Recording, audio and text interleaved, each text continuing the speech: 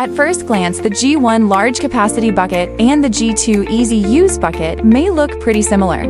But take a closer look, and you'll see plenty of smart upgrades. From the wheels to the drainage system, every tweak was made to fit different cleaning needs. So today, let's break down the details. The G1 large capacity bucket uses hidden wheels, stable and durable on hard floors.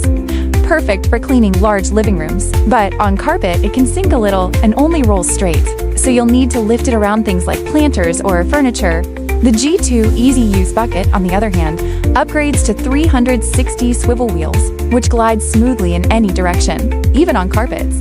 It moves easily around obstacles and fits better in tight or crowded spaces. When it comes to drainage, the G1 features a piston-style outlet. You don't need to lift the bucket, just open it next to a floor drain. Great for users who prefer less effort. The G2 Easy Use bucket, however, comes with dual drain outlets that double the drainage speed. So you can empty dirty water in seconds and wrap up cleaning faster. Ideal for those who value efficiency. Both are built for convenience. It's not about replacement, but evolution. Essman keeps making cleaning smarter.